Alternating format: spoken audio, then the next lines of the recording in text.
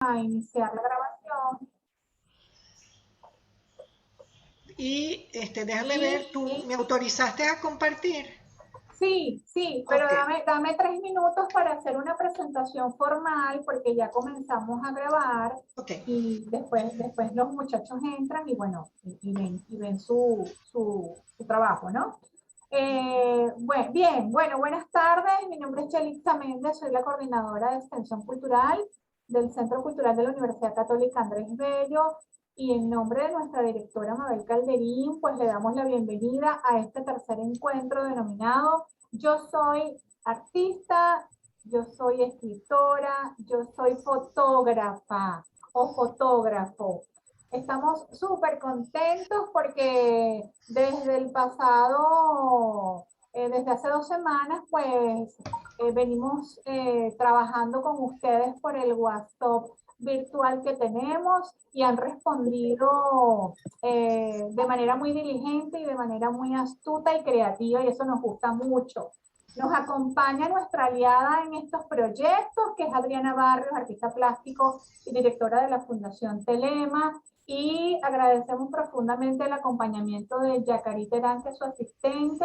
Agradecemos enormemente a Liliana Sierra Alta, directora de Cultura del Centro Venezolano Americano, y a José Luis García, asistente de la dirección, a Natalie Rojas, gerente ejecutiva del CBA del centro, y a Alexis Parra, coordinadora académica del CBA in Company, bueno, por patrocinar estas actividades y por creer en nuestros muchachos y en el trabajo que estamos haciendo, también con nuestros aliados de Letras Planeta, Academia Urso y Artesano Group. Hoy tenemos y nos acompaña un lujazo de mujer que se ha tomado el tiempo desde hace un buen tiempo para preparar lo que nos va a presentar el día de hoy. Susana Benco es crítico de arte, es miembro de la Asociación Internacional de Críticos de Arte, es docente, es mamá, es abuela, es una artista. O sea, yo creo que Susana tiene todo, es fotógrafa, tiene ese ojo fotográfico pulido, eh, sabe mucho de arte y de una manera muy bonita, con un lenguaje muy sencillo, nos viene a explicar el taller que tenemos preparado para hoy, que versará en torno a Armando Reverón, el pintor de la luz. Ya les vamos a presentar quién fue, qué representa para los venezolanos y para el mundo el pintor de la luz, sus muñecas, el castillete y todo lo que rodea ese enigma de quien aportó tanto por nuestro país, en donde tenemos obras originales. Por ejemplo, acá en el Centro Cultural de la Universidad Católica tenemos una obra de él original. Bueno, muchas gracias, Susanita, por estar acá, por creer en este proyecto. Ya habíamos conversado antes de empezar a grabar con algunos jovencitos. Le damos la bienvenida a nuestros chamos, que son los protagonistas de esta historia. Te recuerdo que esto va del arte de contar historias. Estamos tratando de enlazar a Armando Reverón con Truman Capote, con Antonio Briceño, con Miguel Otero Silva. Bueno, ¿por qué escogimos a todos estos personajes? Es lo que estamos revelando en cada sesión de trabajo. Bueno, querida Susana, sin más preámbulo, muchas gracias. Estos chamos son tuyos y nosotros también. Bueno, muchísimas gracias. Yo creo que más bien me has puesto más actividades de las que hago. No, entonces eso es mucho más. Pero bueno, en esencia yo soy una persona que ante todo disfruto muchísimo del arte y, y bueno, mi formación también ha sido literaria, pero me he enfocado realmente hacia el arte y todo lo que es las artes visuales.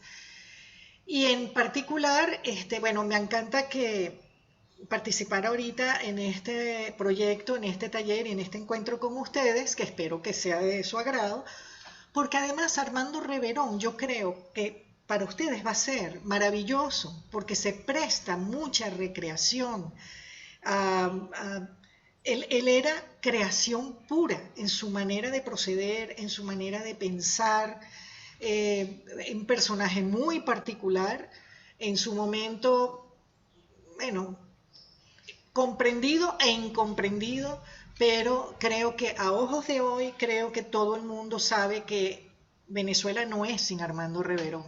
Es decir, es casi sinónimo de una imagen de nuestro país, de interpretar nuestro país y de haberlo hecho de una forma tal vez muy sublime, muy pura, realmente. Bueno, yo voy a tratar de darles una visión más o menos panorámica de las diversas facetas de Armando Reverón, no solamente como artista, sino también que conozcan un poco quién era, su forma de pensar, lo que ocurrió con él también, y de alguna manera espero que les dé como una visión integral de este personaje. Yo voy a hacer todo a través de una presentación en PowerPoint, donde voy a leer porque ustedes mismos, para no perderse, lo escribí también para que también puedan seguirme y no haya pérdida en lo que yo les comente. Escribir de una manera muy simple para que sea fácil para todos, pues, y también para evitar que se puedan perder o que bueno, se queden por... Va a estar todo allí. De modo que yo espero que lo disfruten, que de verdad, bueno, les sea para ustedes muy grato saber de este artista que es realmente muy especial. Y como decía antes de iniciar la grabación, yo tengo años viendo obra de Reverón, pero siempre es una sorpresa cada vez que lo reviso, porque me doy cuenta que sobre todo conocía mucho la colección que está en la Galería de Arte Nacional, pero hay mucha obra de Reverón en colecciones privadas, realmente especial. Y bueno, revisando libros, revisando cosas, bueno, uno se va encontrando maravillas, ¿no? Entonces, bueno, con el permiso de ustedes voy a compartir ya la presentación. A ver, ¿cómo hago? Aquí. Cada vez que yo comparto hay un cintillo con una franja verde que se me atraviesa. Entonces hay veces que voy a tener que mover, quitar, bajar, subir, porque se me Pero atraviesa en la imagen, ¿no? se ve muy bien, Susana, ¿viste? No hay problema. Sí, ustedes lo ven, pero no lo ven, pero yo sí, porque es como un menú de Sí. acción y no, nunca he sabido cómo quitarlo, pero bueno, ya me voy acostumbrando. A medida que he tenido que dar clases online, ya yo sé que subo y bajo el cintillo. Bueno, yo les pongo de entrada un retrato de Armando Reverón con su famoso sombrero, el pumpá, como lo llaman, de Victoriano de los Ríos, que fue un gran fotógrafo que lo fotografió en muchas facetas. Ya pueden ver que se ve que era un hombre muy simpático. Le encantaba que lo fotografiaran, le encantaba posar para las fotografías, de modo que ese personaje que muchas veces la gente consideraba o llamaba como el loco de Macuto, en el fondo era una persona muy, muy sociable y que le encantaba recibir visitas, por lo menos hasta casi al final de su vida. Pero bueno, comencemos. ¿Quién fue Armando Reverón? Armando Reverón fue un artista muy peculiar. Lo fue por su forma de vivir y por la autenticidad e innovación de su obra, que lo hacen un caso único en la historia del arte, no solo de Venezuela, sino del mundo. Su vida estuvo signada por algunos acontecimientos antes de su retiro a Macuto, lejos de la vida urbana. Basta que conozcamos algunas cosas para comprender que era un artista bien formado y que aún en sus momentos de vida más difíciles, sea por precariedad de condiciones materiales como por enfermedad, fue un artista disciplinado. Y fíjense que no siempre, y me permito hacer una digresión aquí, no siempre estar en una situación de inestabilidad emocional, psíquica, ha implicado en su caso perder la noción de la seriedad y la disciplina en lo que él hacía. Lo hacía de una manera muy particular, es verdad, pero la disciplina la mantuvo. Pero bueno, vamos a seguir. Armando Reverón nació en Caracas en 1889. Su padre era caraqueño y su madre de Valencia, del estado Carabobo. Este dato es importante porque siendo un niño muy pequeño, su madre lo lleva a Valencia para que lo cuide la familia Rodríguez Soca. El niño Armando consideró a Josefina, la hija mayor de esta familia, como su hermana. Y este es un retrato pues de la familia, donde, bueno, en el año 1919, ya lo de las fechas en cierto modo tiene cierta importancia, como ya veremos, porque demarca unos periodos de color en las obras de Armando Reverón. Vamos a considerar esta pieza todavía una pieza bastante temprana, con colores hacia los azules. Y vamos a ver que más adelante qué implicación tiene esto. Estudió en el Colegio Cajigal del Dr. Zuluaga en Valencia, iniciando así sus estudios regulares. Tenía 9 años en 1898 cuando conoció en esta ciudad al pintor Juan Antonio Michelena, padre del gran maestro Arturo Michelena, quien por desgracia fallece justamente ese año, 1898, por tuberculosis. Y digo esto, que es muy lamentable, porque realmente esa cercanía hubiera sido sumamente provechosa por, bueno, ambos, padre e hijo, eran pintores, pero en el caso de Arturo Michelena, que no sé si lo conocen, pues fue un artista que murió muy joven, creo que tendría 37 años o 39, pero ya había ganado premios en París, era un artista académico muy connotado y que dejó un legado importantísimo que por fortuna lo tenemos, por lo menos en la Galería de Arte Nacional y en el Museo Arturo Michelena en Caracas, en La Pastora. Sigo. Siendo todavía un niño, déjenme quitar ese cintillo, siendo todavía un niño, Reverón se entusiasma con el arte y empieza a copiar los óleos de los grandes maestros europeos. Todo esto lo hace todavía en Valencia. Es ahí cuando pinta bodegones, pintura religiosa. Bodegones, ya saben que es un género donde los artistas pintan vasos, flores, elementos que están en una mesa, ¿no? Y pintura religiosa, usualmente, bueno, con imágenes de la religión católica, por lo general, ¿no? Estos temas los hará aproximadamente hasta 1909. Sin embargo, su proceso formativo se interrumpe antes, en 1902, es decir, antes de esa vuelta a Valencia, antes de pintar esto que les estoy diciendo. Y hago este inciso por algo muy importante, y es porque él se enferma de fiebre tifoidea y ello obliga por un tiempo a que retorne a Caracas.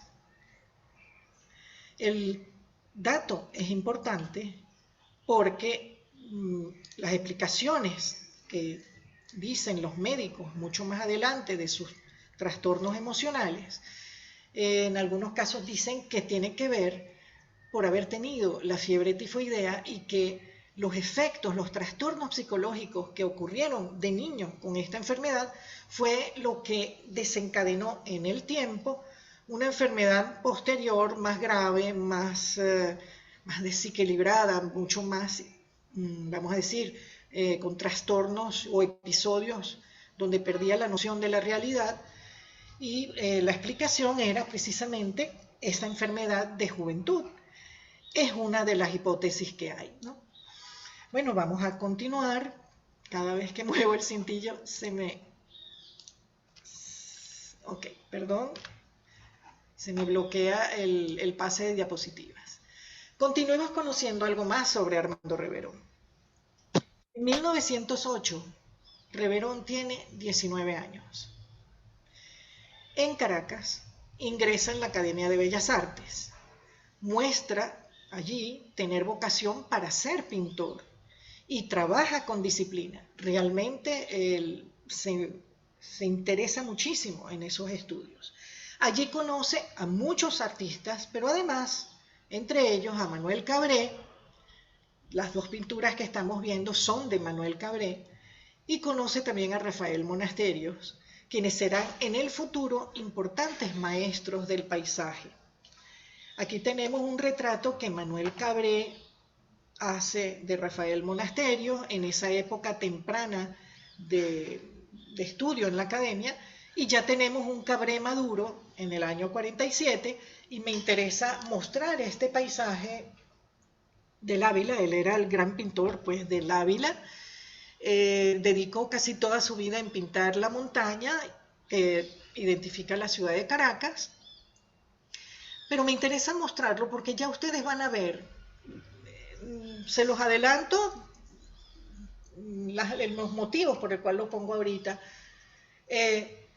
Van a ver que el concepto del paisaje es muy distinto entre el que hace Reverón a lo que hizo Cabré.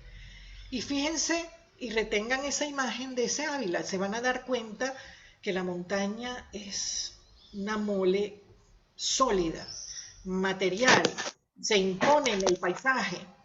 Y luego, bueno, por supuesto, está el reflejo en el estanque, en el río, y bueno, algunos caseríos, etc.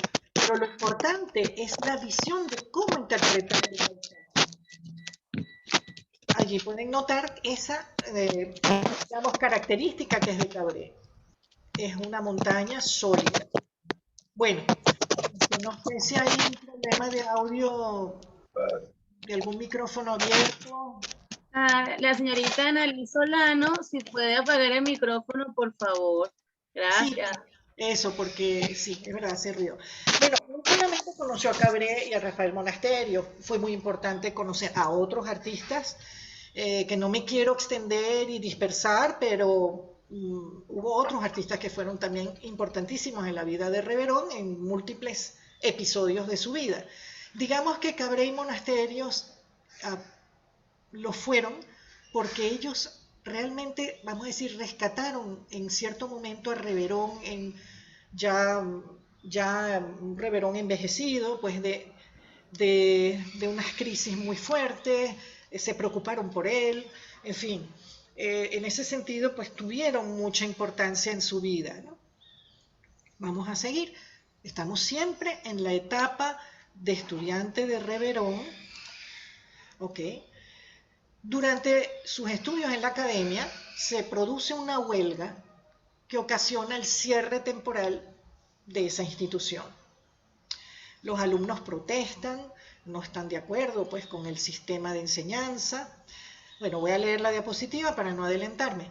Entonces, Reverón visita a su familia adoptiva en Valencia, ya que no estaba haciendo nada en Caracas, y comienza a pintar allá al aire libre. Esto fue una gran revelación, pues trabajó lejos de las rigideces de la academia. Se dio cuenta de sus enormes posibilidades de creación.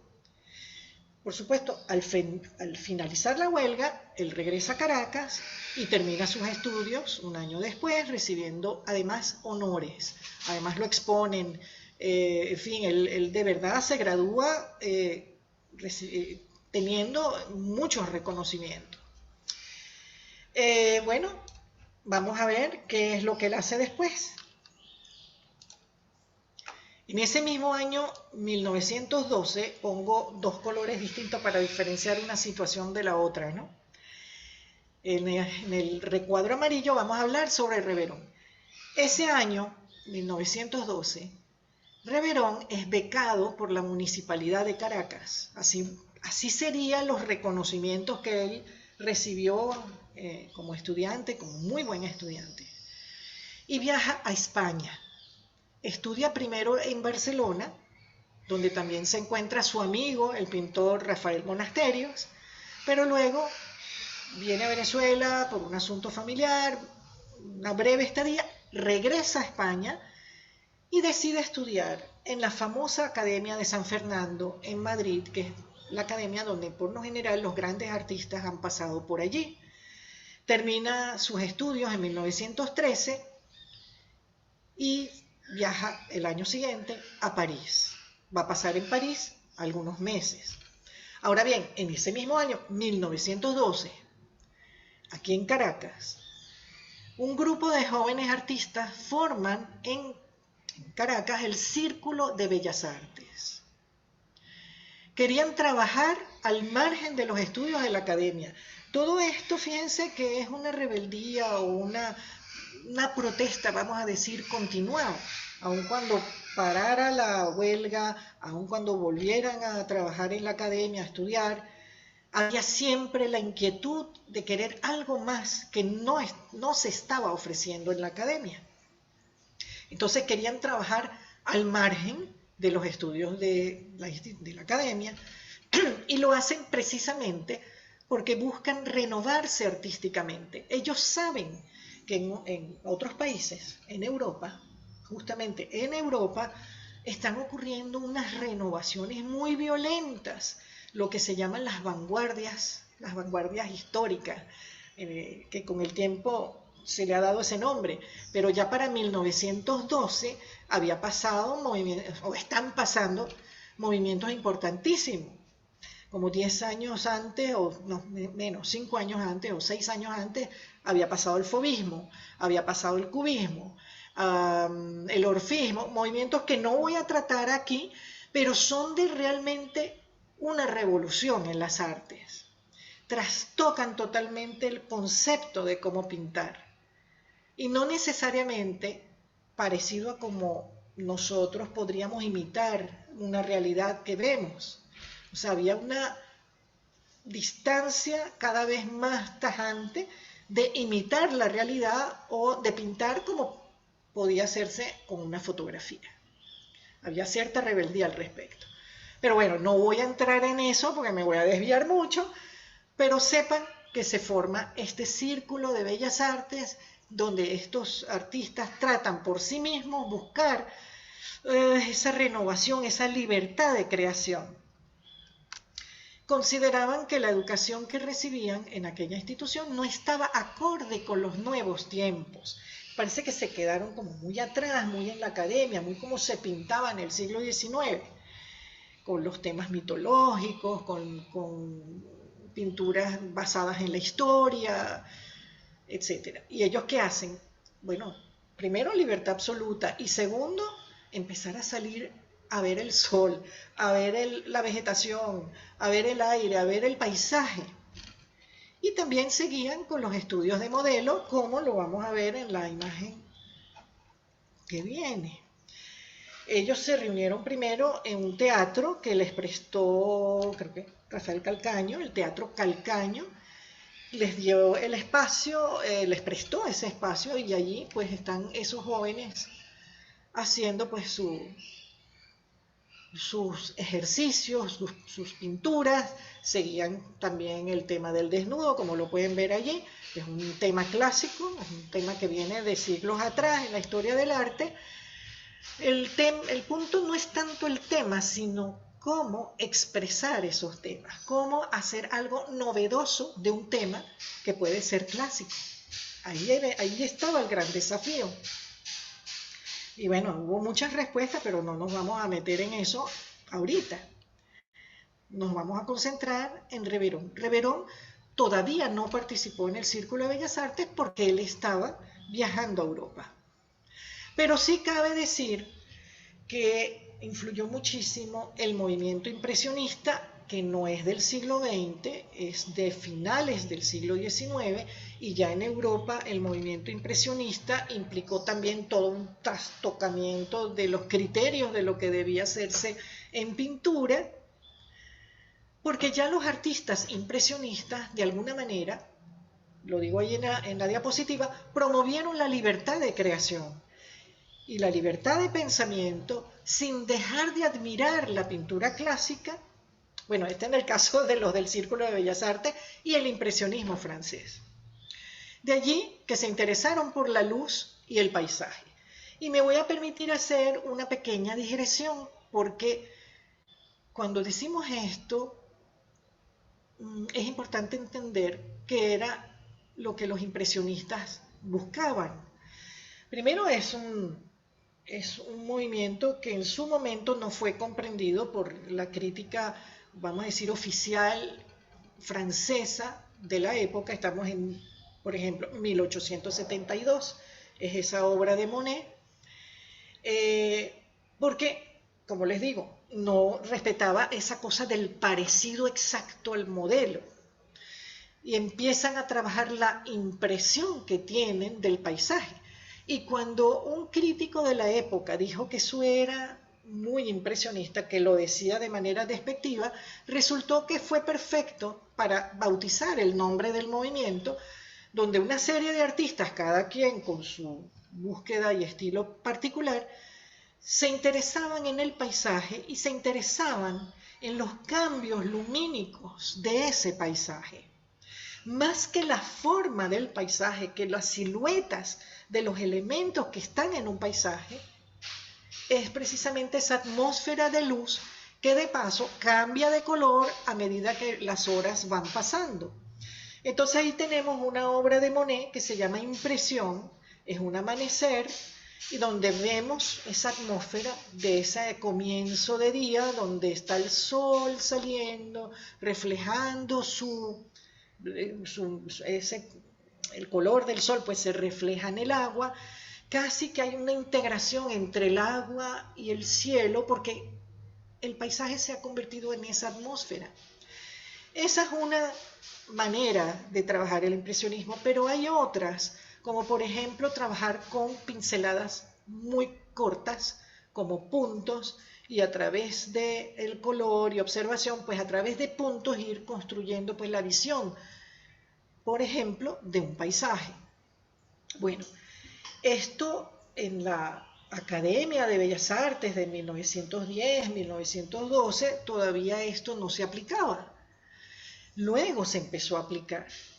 Y durante un buen tiempo el impresionismo interesó mucho aquí en esas primeras décadas del siglo XX. Entonces, dicho esto, voy a seguir adelante. Era importante hacer este inciso para comprender lo que viene ahora. Mientras en Caracas los amigos se reunían en ese círculo de bellas artes, Reverón está en Europa visitando museos, talleres de artistas y analizando obras maestras. Esto paralelo pues en su primera etapa como estudiante en Barcelona y luego en Madrid, y ya luego como artista, ya vamos a decir graduado, su formación la continuó viendo, visitando, realmente analizando obra. Ahora, ¿cuáles son los artistas que más le interesan e influyen en su formación? En España tenemos, se me bloquea, tenemos a Ignacio Zuluaga, contemporáneo en aquel momento. Reverón lo fue a visitar varias veces. Me interesa mucho, simplemente pongo estas obras, porque la primera, Mi tío Daniel y su familia, que es de 1910, recordando un poco esa vista, ese cuadro que les mostré antes de la familia Rodríguez Soca, en tonos muy azulosos, que Reverón pinta en 1919. Entonces, de alguna manera podemos notar que la presencia de Ignacio Zuluaga, no que influyera directamente, pero él sí tomaba, absorbía las cosas que le interesaban de estos artistas. Por supuesto, el desnudo. El desnudo le va a interesar muchísimo, también por su práctica personal, pero también porque es un tema que a lo largo de la historia del arte está presente y ha sido interpretado pues de maneras muy, muy novedosas. Para el momento en que se hacen estas obras son muy modernas. La factura, la manera de entender el color, de interpretar los personajes, ¿no? Y él está observando, él está estudiando. Hay otra cosa interesante, lo digo así de memoria, no he leído tantas cosas que no puedo recordar ahora dónde está la cita, pero me gustó mucho porque él tenía un maestro, creo que se llamaba Rodríguez Cañonero, discúlpenme, la memoria me falla. un maestro que él tuvo en España.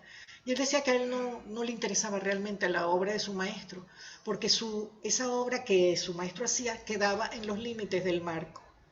Mientras que él iba donde Ignacio Zuluaga y esa obra le quedaba, trascendía el marco y le quedaba en su cabeza. Él pensaba, eso estaba en su memoria, eso estaba dándole vueltas, es decir, trascendió a simplemente verlo y ya, sino que le daba de qué pensar, ¿no?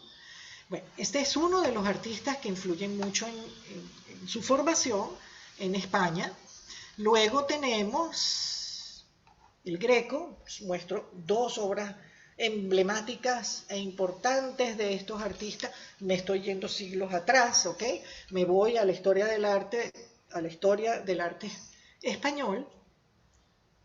Le interesó mucho el Greco, la manera de representar los personajes, la forma de escenificar situaciones, igual que las Meninas de Diego Velázquez. Le interesaba mucho cómo escenificar situaciones. Esto es importante porque si hay alguien que le encantaba escenificar situaciones era Reverón, pero no solo en el cuadro, sino también en su medio ambiente, en su manera de disponer de lo que para él eran sus modelos. Entonces, bueno, pero él aprendía viendo de estos maestros. Sigo con Velázquez porque tiene otro desnudo que también le interesa muchísimo en particular, la Venus del Espejo. Y luego tenemos, por supuesto, puse la maja desnuda por continuar el tema de los desnudos, pero también tienen Goya, la maja vestida, y este tema va a ser muy importante en Reverón. De hecho, no solo se habla de los desnudos de Reverón, sino que hay una serie en Reverón que la titulan la serie de las majas. Eso, por supuesto, se lo dicen los críticos posteriores. De modo que, como ya van a ver más adelante, ustedes mismos, con presentarles yo las imágenes, se van a dar cuenta de por qué les estoy poniendo esto y cómo eso influye en su forma de concebir su propia creación. Ok. ¿Y cuáles son los artistas que le interesan en París? Porque me estoy limitando a dos, pero es impresionante todo lo que había en París en la época. E incluso antes del siglo XX, ¿sí? Porque me estoy remitiendo a dos maestros que eran muy... ¡Ay, Dios mío, se me fue! Perdón. Ay, es que trato con el cintillo de moverlo de lugar. ¿Qué hice? Ahora se me bloqueó. No puedo... no sé qué pasa, no puedo compartir. ¿Será que dejo de compartir y vuelvo? Porque Sí, está bloqueado. inténtalo. Es que cada vez que muevo el cintillo, se bloquea la presentación. Qué fastidio. Discúlpenme, pero no logro saber cómo quitar eso de atravesado. Bueno, seguramente al final estos chamos nos van a dar una clase, te van a dar una clase de cómo hacerlo. La necesito. Tranquila. La necesito. Ya va. No me quiero adelantar. Ya va. Ay, pero ¿qué pasará? Que no puedo darle bajar. slideshow. Sí, Andrea, la presentación la vamos a pasar y cuando culminemos esta sesión, al final voy a pasar la clase del martes. Es como que si yo bloqueé, es como que si yo hubiese bloqueado, pausar, reanudar función de compartir. Ay, Dios, qué complicado.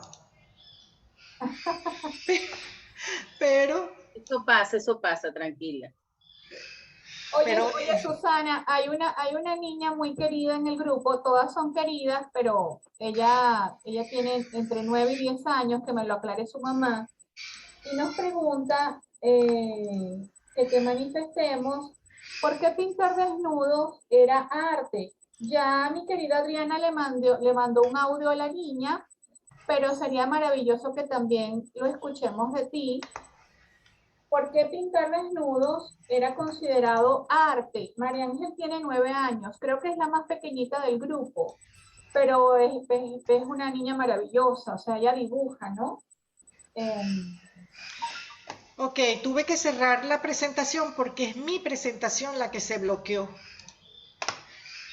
Es mi PowerPoint que quedó congelado.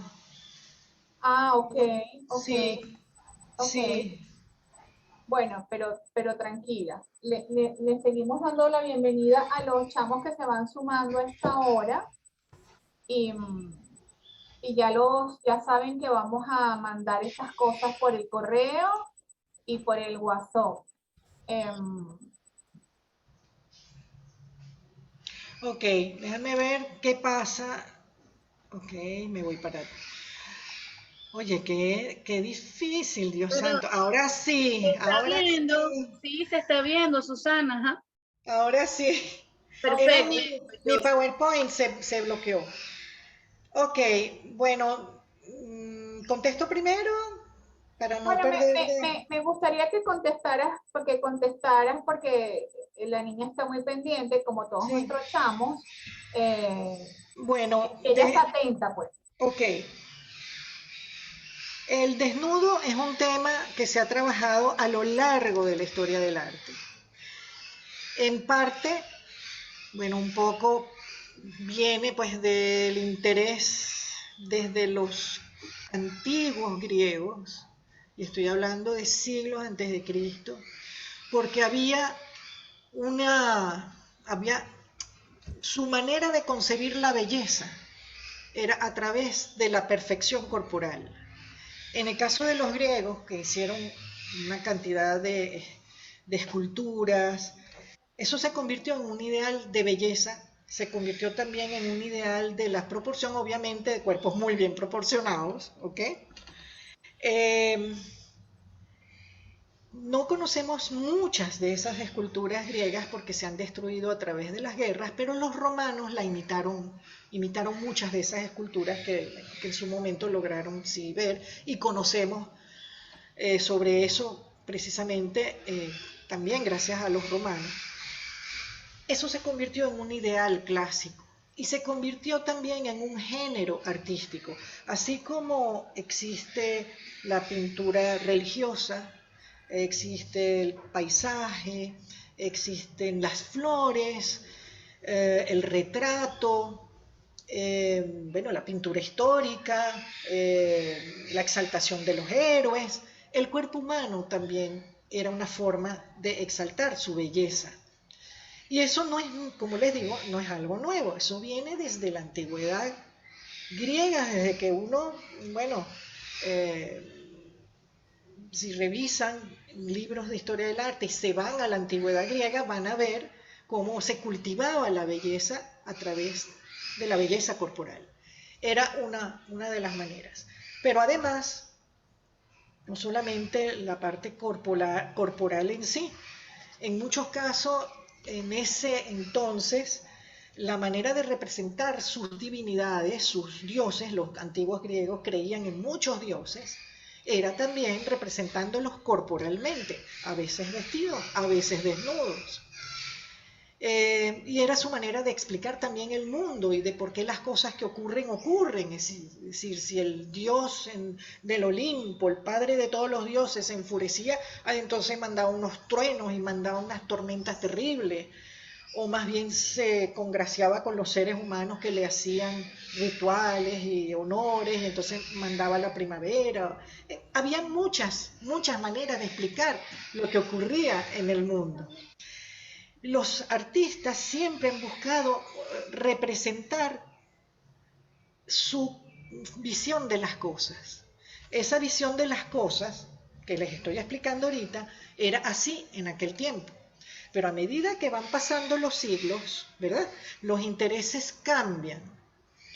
Y de pronto el objetivo de Goya, por ejemplo, o sea, de artistas muy posteriores, sigue siendo de pronto analizar el cuerpo humano En algunos casos representar la belleza y en otros casos, ojo, sobre todo depende de las culturas y los momentos, pero también en el siglo XIX en adelante también hay una tendencia hacia la crudeza de la realidad y no siempre son los cuerpos bellos, muchas veces son los cuerpos deformes, los cuerpos, en fin, como para mostrar otra realidad que no es precisamente la más hermosa. Entonces, todo depende de la intención del artista, de la época en que vive, de los objetivos que busca en su obra, pero lo importante de todo esto es comprender en qué época nos situamos cuando hablamos de estos artistas, saber qué era lo que en su momento interesaba, si era lo mitológico, si era lo histórico, si era representar a la Virgen o representar una diosa de esa cosmogonía griega bueno, que fue el mundo de ellos durante mucho tiempo y que era lo que motivaba la vida de toda esa gente. Y eso cambia de cultura a cultura, pero lo cierto es que la presencia humana siempre ha estado. Otra cosa que yo quería comentar es que ese es el ideal clásico de belleza que surge desde esa antigüedad griega, pero ya siglos después, siglo XV, siglo XVI, cuando se produce el Renacimiento, que es un periodo artístico e histórico importantísimo, esos artistas vuelven la mirada hacia la antigüedad griega, por eso es un renacimiento, para tratar de volver a valorar esos criterios de proporcionalidad y de belleza. Y eso perduró. Y eso perdura hasta el sol de hoy. Yo no sé si con esto he logrado explicar, pero lo que quiero decir es que el cuerpo humano es bello y cuando buscan exaltar la belleza, lo quieren hacer así. Cuando en otros momentos quieren exaltar la fealdad, también lo hacen así, pero todo depende, como les digo, de la intención, de la época, del momento. Y bueno, la forma de pensar y de concebir las imágenes, pues cambia. Y los estilos cambian también. Entonces, Ay, bueno. buenísimo, Susana. Ajá. Estoy conmovida yo, hermoso. Gracias. ¡Qué belleza! Bueno, es difícil explicarlo si uno no se va un poco a la historia en sí. Pero lo cierto es que hay el género del paisaje, el género del desnudo, el género de las naturalezas muertas o bodegones, las marinas son un subgénero del paisaje, por ejemplo, la pintura religiosa, la pintura mitológica, y así. No tengo ejemplos de eso, lamentablemente, pero bueno, se los digo. Ya después lo buscarán, lo buscarán en sus libros, por su cuenta, ¿no? Bueno, ¿qué le interesó en París? Volviendo aquí. Como les digo, en París es impresionante la cantidad de gente y yo me quedo de verdad cortísima con esta breve mención, muy, muy corta. Pero por supuesto, todos los impresionistas, todos le interesó. Reverón visita tardes enteras el Museo del Louvre, que en aquel momento era el gran museo, ¿verdad?, para comprender la obra de los grandes maestros. Además de ellos, tiene especial inclinación por la obra de Edgar Degas, que es el que vemos aquí a la izquierda, y Paul Cézanne, además de los impresionistas. Yo nombro a estos dos porque fueron innovadores en su momento y de alguna manera influyen en el arte posterior, en el arte que otros artistas posteriormente van a hacer. Recuerden que les mencioné esas vanguardias de inicio de siglo que trastocan la pintura en ese momento, pues uno de los precursores para que eso ocurra es Cézanne. Y ya pueden ver en este paisaje que él no busca hacer un paisaje, ¿no? Y como no les puedo dar la comparación porque no lo puse, pero como esos paisajes casi fotográficos, vamos a decirlo así, de esa manera, para que lo puedan entender bien, donde se ve todas las ramas de los árboles, la montón, con todos los accidentes del terreno, casi que estuvieran ustedes allí presentes. sino que está haciendo una síntesis del paisaje. Y esa síntesis del paisaje, ese concepto de síntesis, eso va a quedar en la mente de muchos artistas. Y eso va también a quedar en lo que Reverón va a descubrir viendo estas obras. En el caso de Degas es la figura humana, otra vez. Degas tenía una fijación por las bailarinas, por el ballet, por las bailarinas, por los trajes, las posturas de las bailarinas. Eso le va a fascinar a Reverón, porque recordemos que le encanta una escenografía también. Y en cierto modo el tema de las bailarinas también ha estado presente en los intereses de este artista. Bueno, sé que están escribiendo en el chat, pero no puedo ver nada. Y si veo, se me bloquea el asunto. Sí, sigo aquí. Será después que me dirán. Ok, de París viaja a Madrid, ¿verdad? En 1914 y estalla la Primera Guerra Mundial, que es algo que a todo el mundo le va a afectar de una forma muy, muy dura. Ahora bien, él no se queda allí, él regresa a Venezuela. Inmediatamente reencuentra a sus amigos y se integra al Círculo de Bellas Artes. Allí es cuando él también se reúne con ellos, porque no es nada más ir a pintar en un taller, era también conversar, hablar de arte, entusiasmarse con las ideas de los otros, él contar su propia experiencia. Con ellos disfruta de las corridas de toros, que por supuesto en España le encantó, sus reuniones donde les cuenta sus impresiones sobre los artistas y escritores españoles y franceses. Reverón y sus amigos tienen en común la pasión por la pintura de paisajes. Y fíjense, nuevamente, estamos en 1915, seguimos en un periodo todavía temprano de Reverón, la paleta es oscura, sigue siendo una paleta oscura, aquí más hacia los ocres, ¿verdad? Los verdes, pero grisáceos, en fin, una paleta en verdad oscura y es un paisaje. El paisaje del Calvario es una zona de Caracas en el oeste que iban muchísimo los artistas a pintar, hay que subir, todo eso está ahí, hay que subir unas calinatas que son interminables, pero se ve toda Caracas de oeste a este y esa vista la han pintado muchos artistas. Era un sitio donde iban pues a hacerlo, ¿no? Con su caballete, con sus pinturas y bueno. Pintores viajeros de inicio del siglo XX. Otra influencia que va a repercutir de una manera muy, muy fuerte en Reverón. Debo decirles que hubo pintores viajeros, se llaman los pintores viajeros, artistas que han venido a Venezuela, pero incluso desde finales del siglo XVIII, siglo XIX, y se les denomina con ese genérico los pintores viajeros. Pero a principios del siglo XX también hubo pintores viajeros aquí, en el país.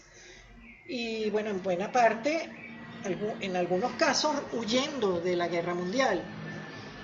Vamos a seguir la secuencia. Salir a pintar al aire libre fue sinónimo de libertad y modernidad. Y eso lo hicieron a su manera, con su estilo muy particular, todos esos miembros del Círculo de Bellas Artes.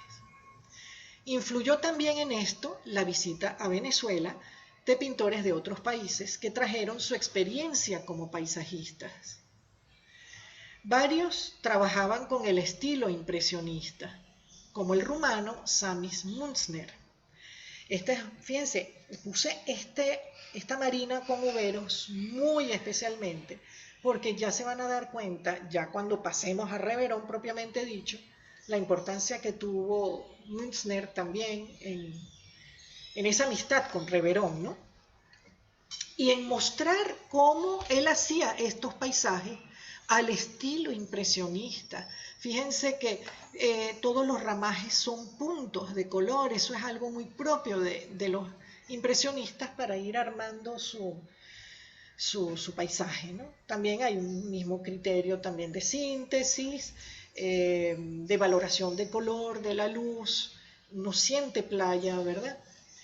Bueno, esta obra es una marina con uberos, bueno, coincide pues en ese año de regreso de este artista.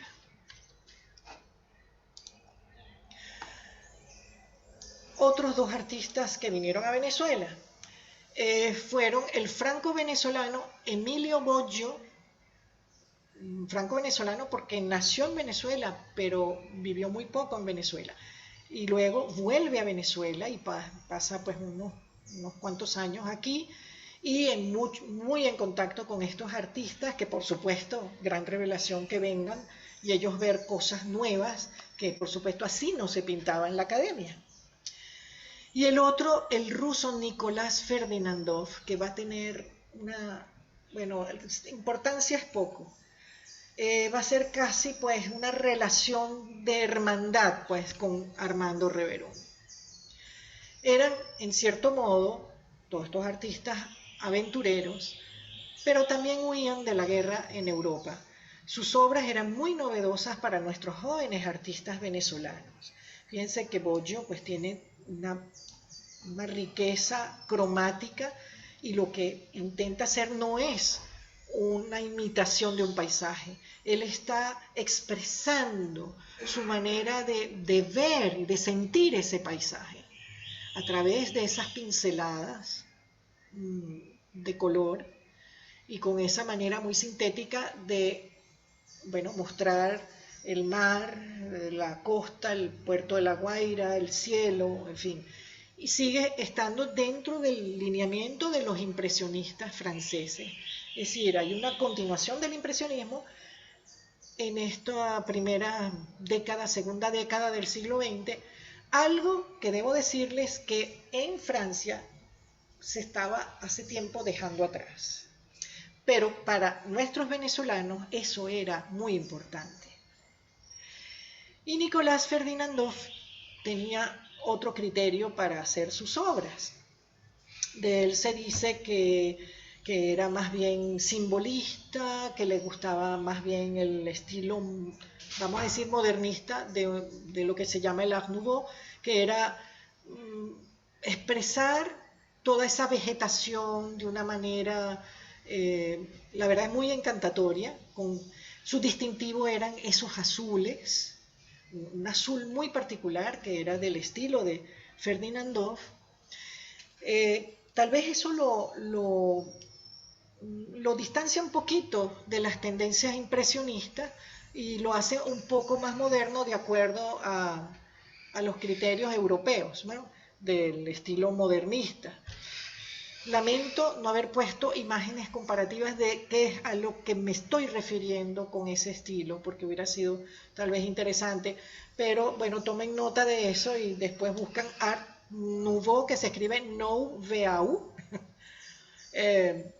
o Belle Époque, bella época en francés, porque era sobre todo un estilo que si bien se generalizó en Europa, digamos que en Francia se concentró, en Bélgica, en fin. Y este era un pintor viajero, él venía pues de Rusia, imagínense, y pasó por varios lados. 1917 es un año muy difícil para Armando Reverón.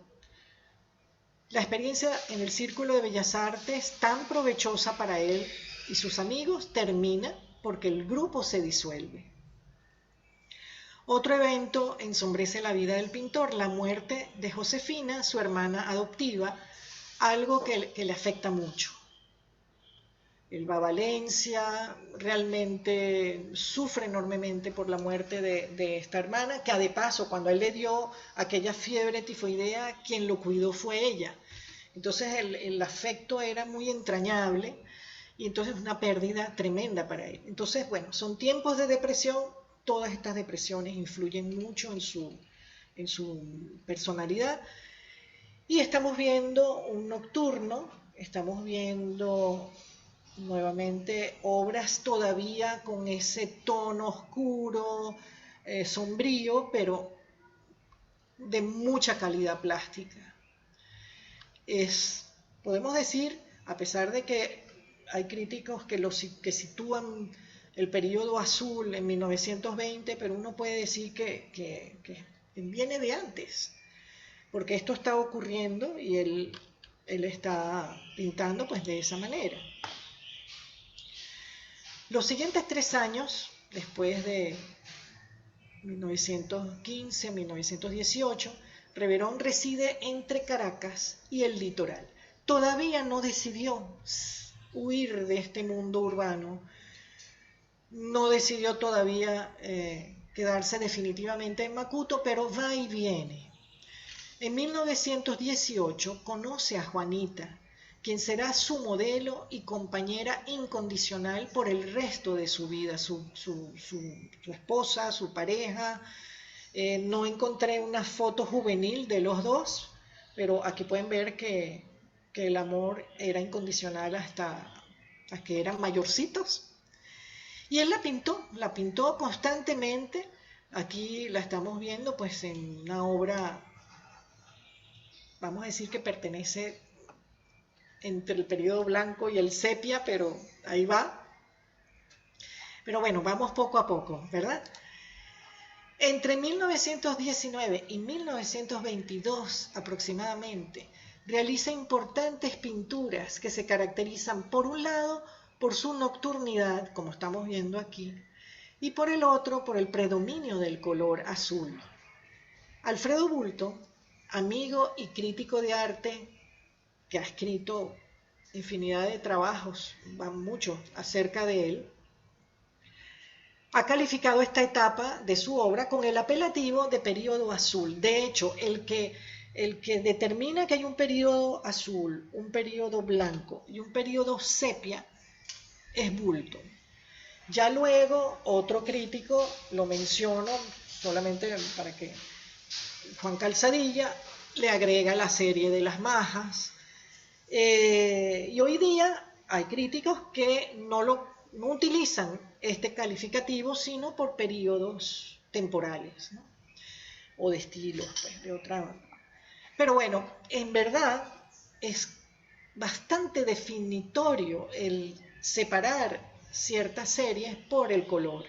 Lo que no es absolutamente fijo es que digan que empezó en el año 20 y terminó en el 25, porque vamos a ver obras que pertenecen en otros momentos del año y que son totalmente blancas o totalmente azules o sepias adelantadas, en fin, eso no es tan estricto. Pero es una manera de establecer una distinción en su obra. Entonces aquí tenemos esta hermosísima obra, Procesión de la Virgen del Valle. Algunos califican que es como la primera obra del periodo azul, pero ya vemos que no, que él ha utilizado el azul antes. Y una obra emblemática de todo lo que les he venido diciendo es La Cueva, de 1920. Allí está Juanita en primer plano. Y bueno, otra amiga. Es una obra maravillosa del periodo azul. Y bueno, se llama La Cueva, pero en definitiva son majas, como las majas de Goya, pero estas son de las majas reveronianas, ¿verdad? Y es una obra emblemática, de verdad importante, de ese periodo azul de Reverón, y muy, muy hermosa. Y de alguna manera tiene esa atmósfera, vamos a decir, muy impresionista, si se quiere, porque toda esta, digamos, la obra de Reverón se asocia mucho a ese impresionismo, pero de verdad adquiere condiciones o cualidades muy particulares de él. Vamos a seguir. Ahí ya va. Ok. Aquí tenemos más bien una obra de Ferdinandov. La amistad que tuvo con Nicolás Ferdinandov influyó mucho en Reverón. El ruso era un amante del mar, como él, y pintaba acuarelas y guaches con interesantes matices de azul. Ferdinandov vivió en Margarita y después vivió también en Macuto, cerca de donde Reverón después decide instalarse. Pero fíjense, bueno, así sería el contacto entre ambos, que de verdad hay una pasión muy particular hacia esos matices de azul pintar paisajes, sentir, bueno, de alguna manera luz implica también pintar sombras. Entonces, bueno, todo eso está presente allí. Aquí tenemos a los dos. Aquí está sentado a la izquierda Reverón y Nicolás Ferdinandov sentado en el piano en uno de esos momentos de conversación. Lo interesante es que pueden ver a un Reverón. Reverón cada vez que venía a Caracas, él se vestía, se presentaba, en fin. De todas maneras, todavía es un hombre muy joven aquí. Y bueno, pues el tema, hablar sobre arte, era algo que lo apasionaba y que le apasionaba que le hablaran también. Bueno, también el impresionismo de Emilio Boggio y Samis Mützner tuvo importancia. Prueba de esta influencia es la obra Figura bajo un ubero, que esta que están viendo, que Reverón pinta en 1920. Y cito a Rafael Arraiz Luca en un texto que él escribió. Él dice, en esta pieza se recoge no solo una técnica pictórica, hablando de usar puntos de color para representar el ramaje, no es solo una técnica pictórica, sino un clima, una atmósfera poética, fantástica. Y en general, todas las obras de Reverón, de verdad, creo que a medida que uno lo ve más y lo ve más, uno siente esa sensación de encantamiento, de haber creado esos lugares, vamos a decir que idílicos, muy, muy bellos. Bueno, este es un paseo en el parque de 1922, pertenece también a su periodo azul, y si bien está hecho en Venezuela, yo no sé, a mí me recuerda mucho los paisajes franceses, me recuerda mucho los árboles de allá, y los paseos de allá, y la moda de allá, y todo, pero bueno, es una obra del periodo azul de Reverón. Vamos con la siguiente. Y este paisaje para mí es, bueno, si vamos a hablar de poesía, de ambiente fantástico, este es uno. Es un paisaje que vamos a decir es transicional entre ese periodo azul y el que va a poco llegar, que es el periodo blanco. Pero hay algo que yo quería mostrarles además de esto. Fíjense que yo tiendo a pensar que la obra es esta porque buscando en mis libros veo una constante hacia esta coloración, ¿no? Pero hay publicaciones, porque fíjense que la fotografía puede falsear también mucho cómo son las obras en realidad, y lo ideal es poderlas ver en persona. Pero esta es de colección privada, así que, bueno, ni siquiera sé de quién será, porque ponen colección privada, pero fíjense cómo falsean la fotografía o la interpretación de las obras cuando aparece así, de esta manera, que también uno la ve hermosísima, ¿verdad? La manera de resolver este dilema es viéndola personalmente. Ahora, me ciño al catálogo de la gran exposición que se le hizo a Reverón en el Museo de Arte Moderno de Nueva York, un libro catálogo, que tiene la versión grande de la foto grande que les estoy mostrando aquí. Pero esto es un ejemplo al margen para que tomen en cuenta en algún día, si tienen que hacer algo, siempre tener presente que, bueno, no siempre lo que vemos publicado es exactamente como es, porque, bueno, las tintas cambian, en fin, ocurren cosas que si no las vemos personalmente, pues hay ese problema, ¿no? Bueno, aquí sí también podemos decir que hay ese momento transicional entre el azul y el blanco, pero ya estamos viendo un artista que está totalmente implicado en ese ambiente marino,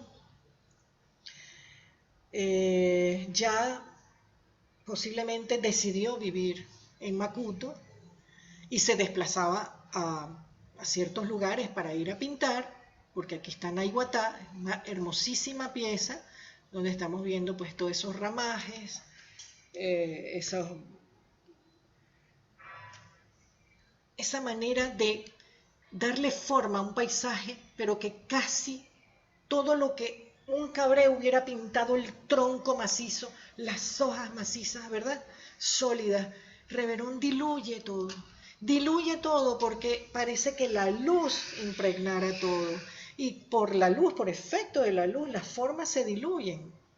Ese es el punto, ¿no?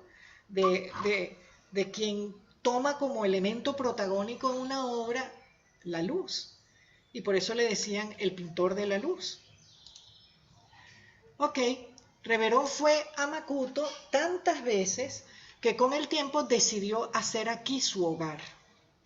Fue el momento en que construye progresivamente su castillete. Allí vivió con Juanita y realizó la mayor parte de sus obras. Ahora, no fue que él agarró y surgió rápido esto, no, esto fue progresivo y tengo entendido que hubo muchos ranchos previos hasta llegar al castillete. Y el castillete no era solo ese módulo, había de pronto otra sección que era para las pinturas, otra para cocina, en fin. Lamentablemente, todo esto, lo que estamos viendo aquí, no existe ya. No existe por el deslave que hubo en La Guaira. Se llevó no solo el castillete, se llevó el museo que habían construido detrás y lamentablemente se perdieron muchas obras, no solo de, bueno, unas marinas de Reverón, sino de otros artistas, porque había una colectiva en ese momento en ese museo. Pero por fortuna, por razones de conservación, mucha obra está en la Galería de Arte Nacional, muchos de los objetos, gracias a Dios todo eso se salvó porque previamente había sido llevado allá. Ok, vamos a seguir. Aquí tienen una vista del estanque, bueno, de estos diversos módulos que les comentaba, que constituían pues lo que él llamaba su reino, y donde él pintaba, donde él tenía su vida. Todavía aquí un Reverón relativamente joven con uno de los monos Pancho, porque los monos morían, venía otro mono, ese otro nuevo mono también se llamaba Pancho, y así sucesivamente. Aquí tenemos debe ser en memoria del primer Pancho, pero yo supongo que para no sufrir la muerte del primer Pancho, pues los sucesivos Panchos, pues... Y todos esos Panchos él los ponía a pintar, los ponía a hacer actividades, los vestía, los regañaba, el Pancho peleaba con él, en fin, había una relación muy anímica, muy, muy divertida, ¿no? Y Juanita, pues en su faena del hogar, era una vida muy primitiva, como pueden ver, pero hay algo más. Y es que su apartarse de la vida de la ciudad implicó también apartarse de los objetos, vamos a decir, industrializados, en muchas cosas que las fabricaba él. Todo lo hacía él. Vamos a ver algo de eso en las imágenes que vienen. Bueno, aquí está él, le gustaba, como les decía, le gustaba que le tomaran fotos. Estas son fotos de Alfredo Bulton en los años 30, ya ha pasado un tiempito. Lo vemos aquí pintando. Y sobre la forma de pintar también hay, bueno, hay versiones distintas. Vamos a ir a la foto siguiente.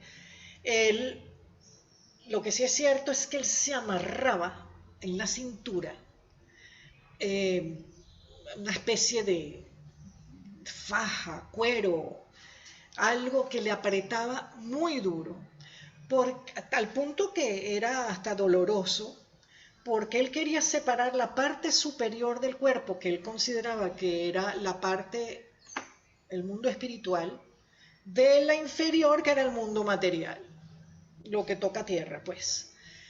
Y su manera de proceder cuando pintaba era casi como ir al campo de batalla, como proceder en el lienzo y darle al pincel como cuando se va a atacar a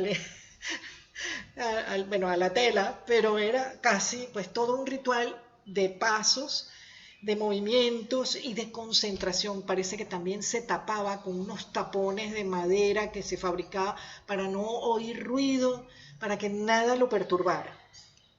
Para algunos era parte de un teatro, para otros era parte de su manera un poco desequilibrada de ser, para otros era estrategia casi incluso comercial y turística para que los visitantes al final le compraran la obra. En fin, hay especulaciones de todo tipo. Pero lo cierto es que para él pintar, independientemente si era acompañado o solo, aunque parece que le encantaba la compañía, era un acto de concentración absoluta. Así como la luz lo impregna todo, pues él, su concentración lo daba todo para hacer la obra.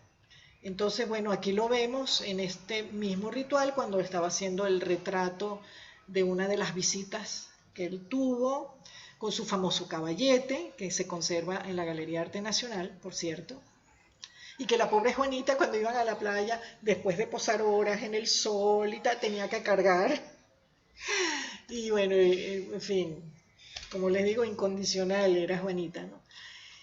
Bueno, muchas damas de la sociedad caraqueña lo visitaban y algunos hasta querían ayudarlo, no recuerdo ahora el nombre. Bueno, hay testimonios de varias personas que han querido ayudarlo en exposiciones, valoraban su obra. Una de ellas era la esposa de Armando Barrios, Reina Rivas de Barrios, y ella cuenta sus testimonios, sus impresiones, todo eso. Y así, otras personalidades de la sociedad caraqueña que realmente estimaban y valoraban el trabajo de él. Bueno, voy a seguir. Entonces, bueno, él fabricaba su cabellete, él fabricaba sus pinceles, él fabricaba sus pigmentos a partir de elementos de la naturaleza. ¿Okay? Fíjense, esta obra es de 1920. Dicen que el periodo blanco comenzó después, creo que en 1925, si no recuerdo mal, pero aquí podemos ver un ejemplo de una obra en el que la luz y el blanco pues tienen un predominio, de modo que esa periodicidad tan estricta no puede ser estricta, pero sí podemos distinguir que hay tendencias, ¿verdad? Eso sí. A inicio de la década de los años 20 en adelante, su interés por representar la luz fue en aumento. De allí que lo mencionen como el pintor de la luz. A partir de entonces comenzó a trabajar con una paleta más clara. Siguiendo la catalogación que hiciera Alfredo Bulto, estas obras pertenecen al llamado período blanco. Y yo incluyo esta porque si bien la colocan el período blanco en unos años posteriores, esta es evidentemente tendiente al blanco. Y ahora vamos a ver una buena cantidad interesante de estas obras donde impera el blanco. Por supuesto tiene que haber algo de ocre, algo de sepia, algo de verde, porque hay que crear formas, pero el predominio es la luz.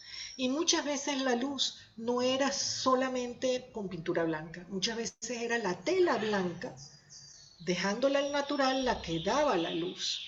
Y lo que intervenía era pues todo lo demás, ¿no? Cocoteros en la playa va a haber una buena cantidad, muy interesante. Esta obra también es muy conocida, Luz tras mi enramada.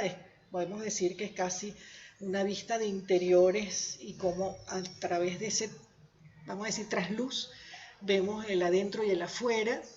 Así lo interpreto yo. Fíjense a dónde llega con esa luminosidad. Y con muy pocas pinceladas, muy sintético, define todo. Define la casa, define el rancho, define el paisaje, define los árboles.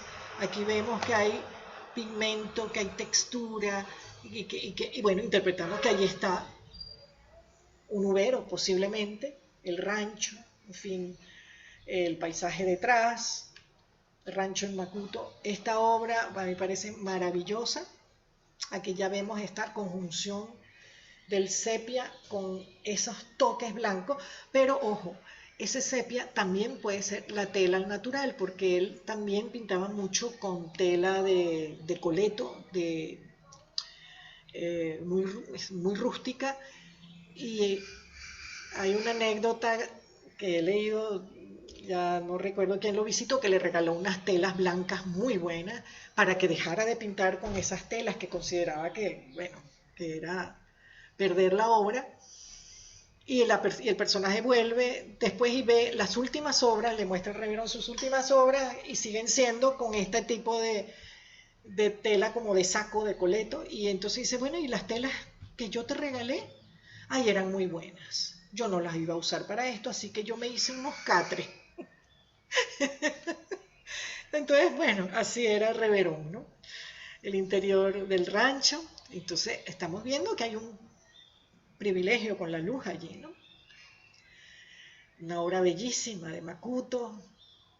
Yo creo que redunda de lo que acabo de explicar, ¿no?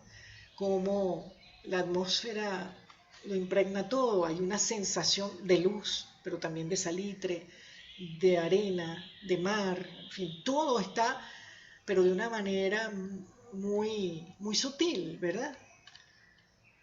Juanita en la playa casi que ni la vemos, pero está bajo un nubero. Y Las hijas del sol. Aquí comenzamos con otra serie donde ya los personajes también adquieren importancia. En algunos casos le posaban personas y él hacía pues las obras.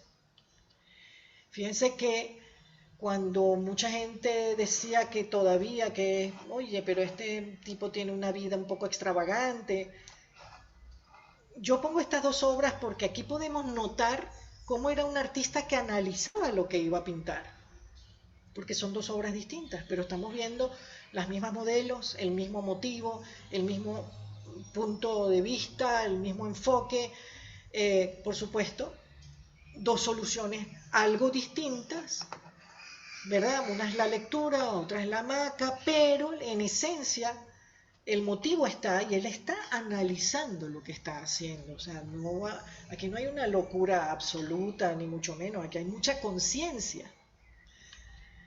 Y vuelvo de nuevo con estas referencias al desnudo, con lo que ya he comentado anteriormente, porque Reverón tiene su serie de desnudos.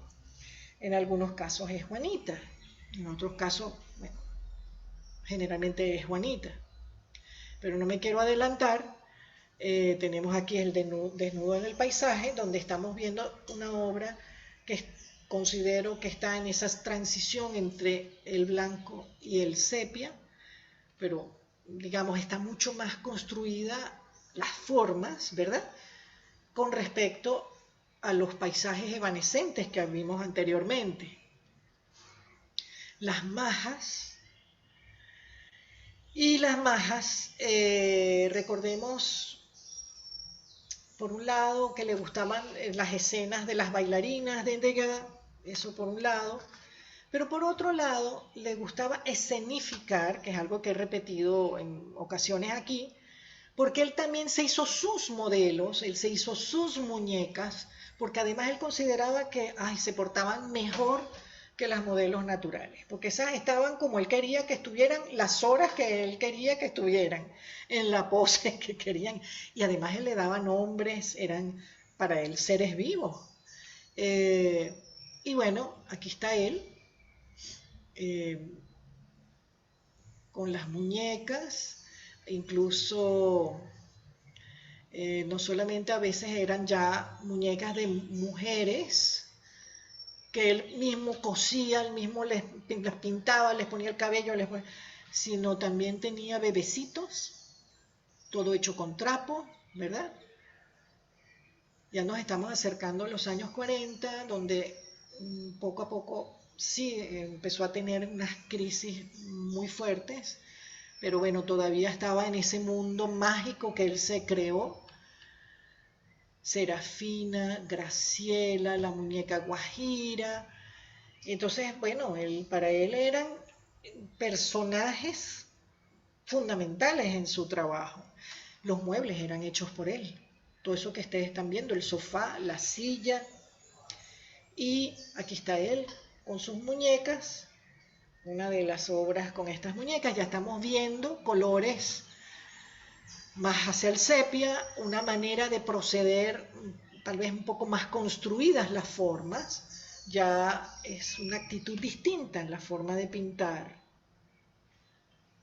Se sigue manteniendo esa sensación de playa, aunque no sea mar, aunque no represente el paisaje, pero está ese color ocre, ese color de arena.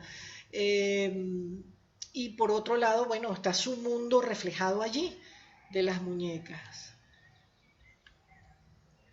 Y así como hizo sus muñecas, y eran, digamos, parte de su contexto, vamos a decir casi que familiar, también hizo estos esqueletos de alambre que me llamaron muchísimo la atención. No les encontré fecha, pero es casi simultáneo.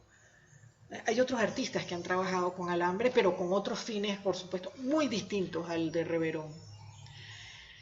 No les voy a enredar con eso, pero tomen en cuenta esto, bueno, que era parte de esa hechura, de ese concepto de esqueletos.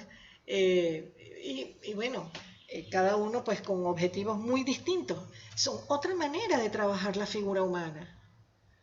Es otra manera de entender el cuerpo, de relacionarse con el cuerpo, pero a través de estos esqueletos de alambre, ¿no? Y son muy expresivos, son casi dibujos en el aire, ¿ok? Bueno, quedarse en Macuto fue una de las decisiones más importantes de su vida. Construyó su castillete muy lentamente en el terreno que le regaló su madre.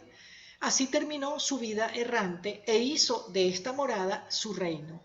Aquí vivió lejos de las normas urbanas y en completa libertad. Vivió con Juanita, con sus monos Pancho, a quienes trató como sus fieles compañeros, y con sus objetos que les voy a mostrar seguidamente. Aquí está la pajarera. Todo esto, gracias a Dios, está en la Galería de Arte Nacional. Las visitas llegaban y él decía, ay, oigan a mi canario, y era él que silbaba como un canario.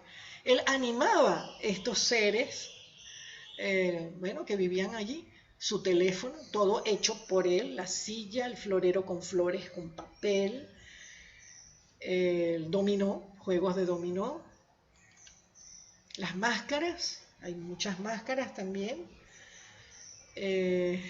sus instrumentos musicales, la mandolina, el acordeón, no, posiblemente el que funcionaría serían las maracas, no sé el acordeón, lo dudo, no creo, no creo que nada funcionara, pero estaba dentro de su mundo muy mágico, muy particular. Y por supuesto Pancho con su piano, allí estaba Pancho, y su propio piano, el que él también fabricó. Hizo la mantilla con la Plaza Bolívar. Es muy fino el delicado encaje de esto representando la Plaza Bolívar, y ahí tenemos a Reverón extendiendo la mantilla. Es una belleza esa mantilla. Bueno, a mediados de los años 30 termina el período blanco en principio, ¿ok? Ello coincide con un trastorno psicológico que sufre Reverón. Se trata de un episodio psicótico, no tan fuerte como otros que tuvo posteriormente, que logra superar. Vuelve a pintar, pero su obra adquiere mayor tonalidad ocre, razón por la que Boulton consideró que se iniciaba el período sepia. Si bien no abandona los desnudos ni el tema de las majas, sale a pintar fuera del castillete. De allí sus paisajes del puerto de La Guaira, los playones, los cocoteros e incluso estaciones de ferrocarril. Lo vamos a ver seguidamente. Bueno, aquí son imágenes de las playas, de los cocoteros. Todavía es muy blanco, como estamos notando aquí, por eso les digo que no es tan estricto el tema de los años, pero hay cambios. Por ejemplo, pintar situaciones cotidianas. Aquí está Juanita con el arriero, y las figuras están bastante consolidadas, ¿verdad? Siguen siendo muy sintéticas, siguen siendo muy espontáneas las pinceladas, pero bueno, allí están los personajes en su vida cotidiana. El puerto de La Guaira, como lo pueden ver acá, desnudo en blanco. Es decir, no hay un divorcio estricto entre esos periodos cromáticos. Paisaje con locomotora.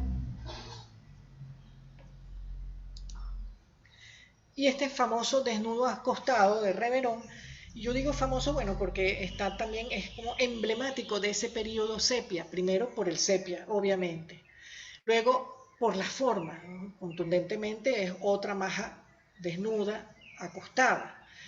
Ya nos acercamos a ese periodo tardío de Reverón, donde las formas son como más expresivas por un lado, más fuertes, más contundentes en cuanto a lo rotundas que se ven. Hay cierta atmósfera, pero no, nunca va a ser como los playones, los cocoteros, ¿verdad?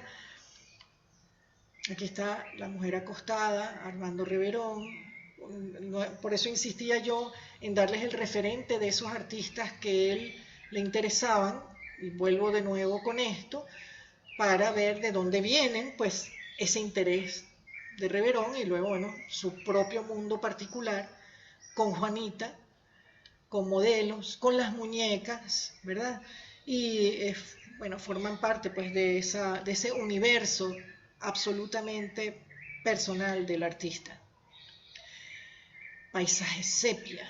Este paisaje de Macuto es absolutamente sepia. Y es tal vez interesante, ¿no? Ahora que lo estoy viendo y se me ocurre pensando ahorita que estoy dando esta charla. Recuerden ese paisaje del Calvario, que era bastante oscuro, ¿no? Aquí es una obra madura y sin embargo hay una sensibilidad que como que vuelve a ciertos momentos originales, ¿no? Anteriores.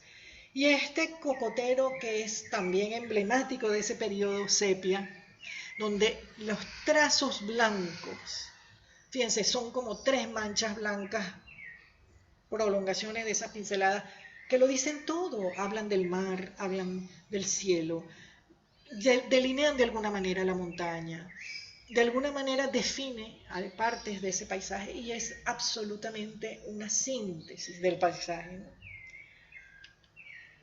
Esta marina, volvemos a cierta, bueno, sensibilidad hacia lo nocturno nuevamente.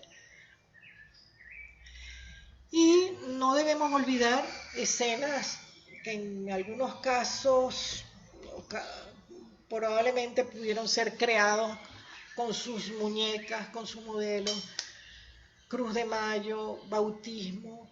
Debo decir que él tuvo previo a esto una crisis muy fuerte que en cierto momento implicó hospitalización, pero después sanó, pudo volver de nuevo a recuperar su sentido, vamos a decir, de realidad, y bueno, de su mundo particular, obviamente, y volver a trabajar. Reverón era una persona sumamente sociable, le gustaba la visita de amigos, de sus clientes, críticos de arte y fotógrafos, debo agregar periodistas también. Hizo obras para algunos de ellos, como Alfredo Bulton, que está a la izquierda, en la parte superior izquierda, y le gustaba posar para las fotografías, como lo vemos en la foto del medio. Ahí pues una de las visitas con ese retrato que él le hizo. Una de las anécdotas que leí es que fueron a visitarlo unas bailarinas de una compañía de ballet que insistieron, yo no sé ya en qué año, pero probablemente hacia los 40, tendría que revisarlo después, insistieron que él debía ir a una función en el Teatro Municipal, en Caracas. Y él no, pero bueno, llega el momento y se viste, porque él se vestía correctamente, su traje bañado, y fue a ver el baile. Debió ser en verdad a principios de los 40, porque me imagino que en esos años ya finales de los 40, bueno, quién sabe, tendría que revisar. El punto es que la anécdota va, aparte de la fecha, en realidad, lo que me interesa destacar es que él vio el ballet Y como a él le encantaba la escenificación, la teatralidad, su vida misma parece una obra hecha teatro, ¿verdad?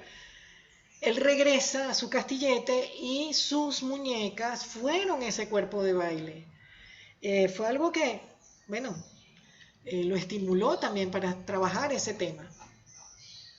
Otro tema son sus autorretratos. Si bien en 1910 pintó su primer autorretrato, este género lo realizará a lo largo de su vida. Sus autorretratos sirven como testimonios plásticos de su evolución como artista y como persona. Entre 1948 y 1949 realiza su serie de autorretratos más conocida. Se pintó con y sin barba, con y sin pumpá, que es el sombrero, también acompañado de sus célebres muñecas. Fíjense que la tienen allí atrás de fondo. Otro, aquí lo tenemos con barba, sin pumpá y sin barba. Ah, no, con barba también y pumpá, aquí está con los dos. Y en ambos con muñecas, con sus muñecas. Y ya para 1954, que es su, bueno, él muere en ese año, esta es la vista del sanatorio de San Jorge, que lo tienen que trasladar obligatoriamente a Caracas, porque realmente parece que llegó un momento en que ya ni lo visitaban por el estado tan deplorable en que se encontraba en un momento de crisis psicótica. Mucha gente que en su momento lo visitaban porque les parecía divertido, hay una sensación de abandono, tanto de él como socialmente hacia él, o le tenían miedo, y en todo caso él logra recuperarse, pero lamentablemente pues no dura mucho más. Pues. El 18 de septiembre de 1954 murió Armando Reverón. Hoy día está considerado como uno de los pintores venezolanos más importantes del siglo XX. Su obra se valora a escala internacional. Y este pues es nuestro gran personaje. Este es un interior pues de su reino, de su castillete, ¿verdad? Y bueno, es un personaje que hoy día es reconocido en el mundo como uno de los artistas más importantes del siglo XX. Al punto pues que el Museo de Arte Moderno de Nueva York le hizo, como les comenté, una importantísima exposición, no recuerdo si fue en 2006, 2005, 2006, bueno, lo puedo buscar después. Yo para la fecha soy terrible, terrible. Pero, bueno, yo espero pues que con esto tengan esa semblanza tan importante porque es nuestro artista venezolano, que además él mismo señaló que para él lo más importante era llegar a expresar la venezolanidad en su pintura. Era así como su gran ideal. Eso está escrito como uno de sus pensamientos y la verdad es que el tiempo ha hecho que sea así también, ¿no? Y bueno, espero que les haya gustado y que les haya servido y que les vaya a servir para lo que vayan a hacer. Ay, Y no sé cuánto tiempo hablé. Susana. No sé cuánto tiempo hablé. Mira, qué cosa tan bella, chicas. Además que sentía una energía tan hermosa con los chamos, que siento que te prestaron full atención, Sí, están qué allí bueno. atentos. Uno Mira, le los comentarios insiste son y muy no. lindos. No queremos que termines. Qué fotografía tan bella nos has mostrado además. Qué bonita presentación. Gracias. Mira, los chavos te escriben muchas cosas, o sea, te felicitan, se nota demasiado pasión, me encantó, gracias a usted, me encantó, me emocionó, qué bonita pintura, qué bonita playa, muchas gracias, me encantó, me Qué encantó, me bueno. encantó, Pancho con su piano, jajajaja, amo las palmeras, Esa pintura es como si hubiera viento, parecen postales sus paisajes, Reverón el muñequero, es bastante bonita esta clase, me relaja esta clase, a mí también, se ve mágico, wow, pero me gusta más la Torre Eiffel. Bueno, o sea, muchos comentarios, a mí me encantaría ir a París, a mí también, a mí también, a mí también, todos queremos ir a París contigo porque nos hagas visitas guiadas. Bueno, hay muchos comentarios lindos, Susana, o Ay, sea, bueno, gracias. Buenísimo. Yo estaba asustada porque hay veces que yo no sé si podía cansar, que hubiese mucho que leer, no, No pero bueno, cansa. no, por el contrario, demasiado interesante, muy No. interesante. Muchas gracias por la clase, me encantó, nos gustó mucho. Su muerte nos dio tristeza y conocer la vida del alumno es maravilloso, una clase relajante y enriquecedora. Bueno, muchos corazones para ti. Mira, Eli, y hay Susana, te mandé, te pintaron mientras dabas la clase y te lo mandé así. a tu WhatsApp, sí. Ah, que tengo el teléfono apagado porque lo Bueno, estaba cargando y me olvidé. pero Mira, impresionante ese dibujo que hizo, ya te voy a decir. Ay, qué bueno. Ay, ya lo podría voy a, ya escuchar estoy todo el día pendiente. esta Bellísimo. clase, dice Arely, fue fabulosa y de verdad que Reverón no tenía idea de lo importante que es para los venezolanos Sí. tener la representación de un artista tan exitoso a nivel mundial. Le agradezco a la señora Susana Benco por la presentación y por enseñarnos a Armando Reverón y su arte, y me gustó mucho todo. Bueno, mi amor, o sea, me encantó la clase, Génesis, gracias Susana. Yo no sé, bueno, estos chamos se identificaron mucho contigo, además que Totalmente. no sé si alguno de los chamos quiere activar su micrófono y encender la cámara y manifestar algo para que Susana se vaya más emocionada. Yo podría, con Claro, permiso. adelante, Franklin, adelante, mi amor, adelante.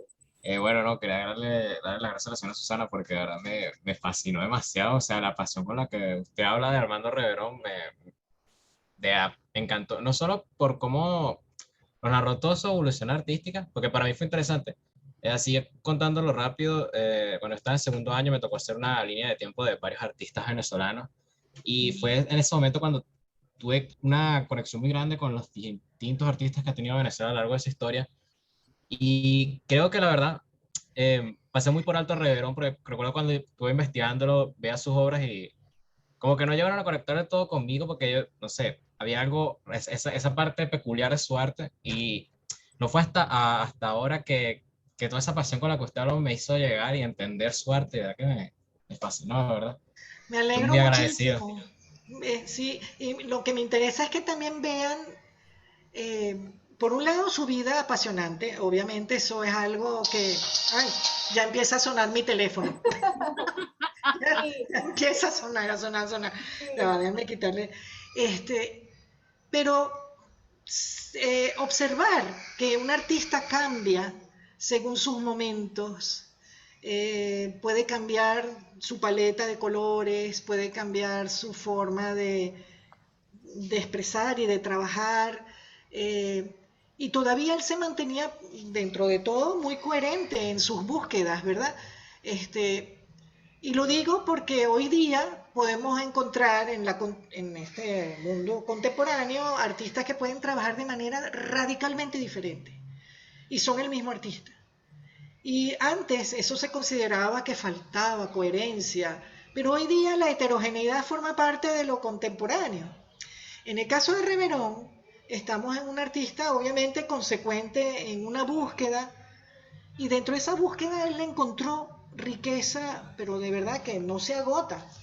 Yo estuve sacando mis libros, catálogos, en fin, y de verdad me quedé con muchas ganas de seguir leyendo, pero bueno, como tengo tantas otras cosas que hacer, ese es el Claro, problema, claro, que no claro. puedo continuar. Y bueno, y ustedes lo saben, muchachos, que estamos trabajando con un público sumamente sensible y muy especiales, porque para nosotros ustedes son unos artistas, son unos escritores, son unos fotógrafos, son unos diseñadores, unos ilustradores. Y no nos podemos quedar recuerden, con una primera impresión debemos investigar, debemos ahondar en todas estas manifestaciones artísticas. Andrea Travieso dice, no tenía idea de toda la hermosa y maravillosa obra de Reverón. Me entusiasmaba esta ponencia porque investigando por internet me enteré de que comparto apellido con este gran artista venezolano, Armando Julio Reverón Travieso. Bueno, fíjate que el martes, querida Andrea, hacíamos un ejercicio con nuestros nombres y apellidos, con el origen de nuestros nombres. Entonces, bueno, esto es producto también, bueno, de la agudeza que debemos tener como investigadores.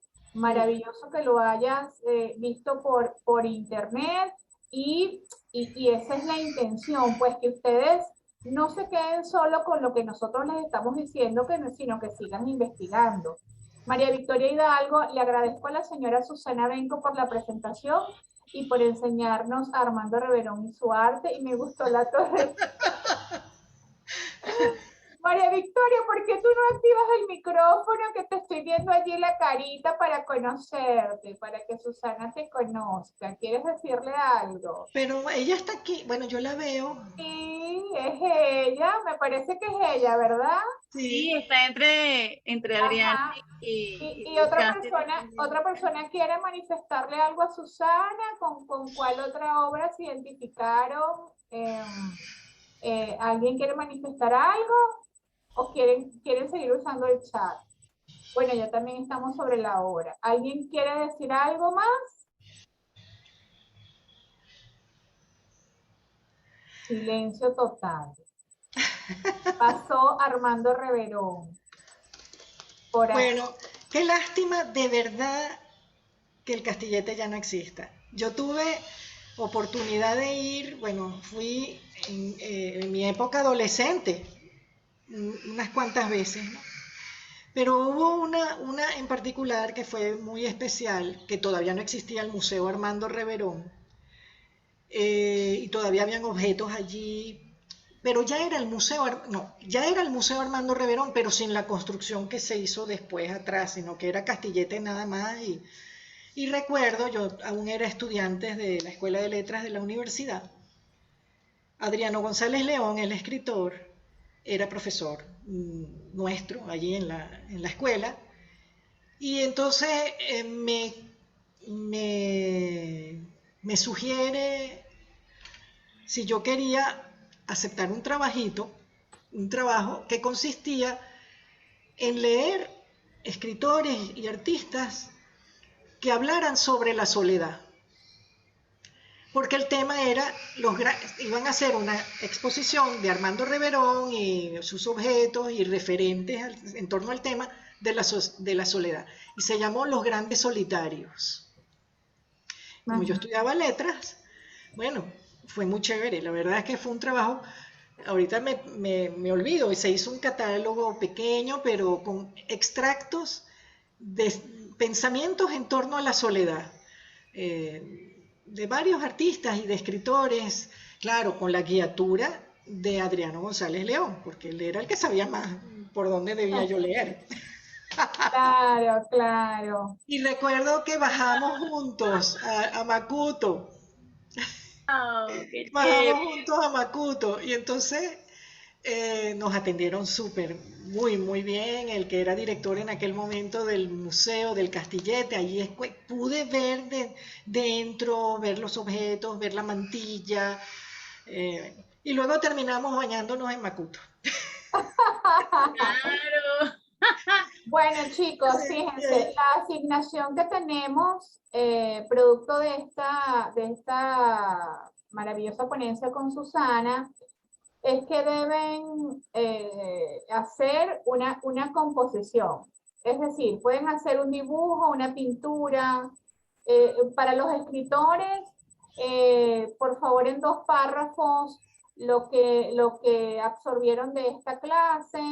Para los artistas, un dibujo de cualquier objeto o elemento que hayan, con el cual se hayan conectado, ¿de acuerdo? Con las muñecas, con el mono, con el piano, con los paisajes, con los cocoteros, con las palmas, con lo que sea, ¿de acuerdo? esa es la asignación y la van pasando a través del correo electrónico salinfantil.ucap@gmail.com. Agradecida con Susana, Armando Reverón fue, como decirlo, parte de mi infancia, gracias a la influencia de mis tíos, también artistas, pero no sabía tan profundidad de lo que es la biografía y arte de él. Gracias. Muéstranos el celular, Susana. Ahora que lo estoy viendo, qué bueno, de verdad agradecida, qué bonito. No sé si Bueno. ¡Qué Buenísimo. lindo! Sí, Bueno, mira, un regalo interesante. para ti. Bueno, porque esto fue tremendo una regalo. rifa. Además mi biblioteca, el ventilador atrás. Qué bonito, qué bonito. Gracias, qué ¿Quién lo bueno. hizo? ¿Quién lo hizo, Adriana, que todavía no ha revisado el teléfono? Que bueno, es que estos amiguitos del chat ponen aquí, él se pone como Flaps, pero no sé quién es, o sea, tenemos que ver, tengo que buscar por el teléfono. Ah, ¿cómo? Vamos a averiguar por el teléfono porque no ha puesto nada donde dice Flavia dice, soy yo, Flavia. Ah, es Flavia. Gracias, qué bueno, qué Flavia, bonito. gracias, mi amor. qué bueno, Flavia. Me encanta, me encanta. Esto es maravilloso. Chévere, bellísimo. Qué regalo tan bueno, de Hizo verdad la que sí. tarea, excelente. Ya hizo la tarea. Fíjate, Susana, como te habrás dado cuenta, todo esto es en vivo y directo. No te oigo, Yeli. Como te habrás dado cuenta, todo esto es en vivo y directo. Estos chamos, No te oigo casi, algo pasó. en serio, Te oigo bajito, bajito, bajito. ¿me oyes? Sí, te escuchas bajito. Ay, ¿qué pasó aquí? Ahora sí, ahora sí. Ahora sí. Ujú. Bueno, Ahora que como te habrás dado cuenta, todos estos chamos trabajan en vivo y directo. Aquí tenemos un potencial que, bueno, se la pasan soñando, dibujando, creando, y eso es lo que nos llena de orgullo, de satisfacción. De verdad que podemos estar estresados y nos conectamos con estos chamos y bueno, y se nos Qué pasa bueno. Qué Sí, chévere, me encanta. de verdad. Entonces, bueno, desde ahora te invito a nuestro encuentro presencial que va a ser aquí en el Centro Cultural UCAP. Si mal no recuerdo, es para el 13, Adrianita, 13 de mayo. No me acuerdo, se me fue la fecha. ¿Qué día cae? creo Sí, que el 21, Yeli, para ver, espérate. sí, no recuerdo en este momento, pero bueno, para que los conozcas en persona a los que puedan venir, evidentemente. Sí, creo que va a ser el 13 o el 20. El 13 Pero o cada el día 20. viernes, o no, bueno, igualito le hacemos, nos organizamos y le damos la invitación. Porque si Claro. es viernes no puedo. Los Y los viernes jueves, no yo creo que va a puedo. ser jueves mejor. Sí, Pero ahí sí. nos ponemos de acuerdo. Pues, Bueno, querida Susana, gracias por haber hecho tu investigación, Ay, sí. volver a abrir esos libros y hacer oh, esa sí, lo disfruté selección muchísimo, como pueden ver. y abrir esa selección y mostrarnos hacer esa selección de fotografías de pinturas tan hermosas. De verdad que nos la gozamos mucho. Demasiado bello. Demasiado bello y bueno, a nuestro chamo, gracias por conectarse, por estar atentos, ya vamos a replicar todo lo que vivimos hoy y nos vemos el próximo martes con el pana Antonio Briceño. Ay, va a ser buenísimo, buenísimo. Sí, Para los fotógrafos, sí, sí, señor. sí. Y después Y su juego de viene- tarot y todo, no sé, Ay, no Sí, sé qué también, presentará él. de tarot, sí, hay bellísimo. cosas, bueno, recuerden que vamos a ver a Judy Chicago, que vamos a ver a Antonio Briceño, que vamos a ver se me fue el otro, Adriana, que, El sí, fotógrafo Marco. de la guerra, de las líneas, Sí, de las sí. niñas ganas. Yo recibo este video también, lo voy a recibir Sí, también. sí, Ah, sí. ok. Te vamos a enviar todos y especialmente el tuyo también. Para que Ok, lo Bueno, chéverísimo. mis chicos, chao, buenas Bueno, tardes a todos. Fin de mira, semana. quedaron. Gracias de verdad, estoy conmovida. No, mire, sigan escribiendo estos chamos. Esta clase fue realmente inspiradora. No, Me ellos encantó quedaron la clase. eclipsados. Mira, es que nadie se ha ido. Todo el mundo 32. No quiero que acabe la clase. Bueno. pero es que quieren que tenemos se otros acabe. compromisos. Bueno, chao. Sueñen esta noche con Armando Reverón y sus Sueñen con muñecas de Reverón. trapo. Sí, señor. Bueno, Bueno, procedo a cerrar el chat y a dejar de grabar, ¿de acuerdo? muy De bien. acuerdo. Muchas gracias, de verdad. Besos a todos. Un abrazo, De Susan. verdad. Un abrazo. Los queremos. Chao. Chao. Chao. Ok.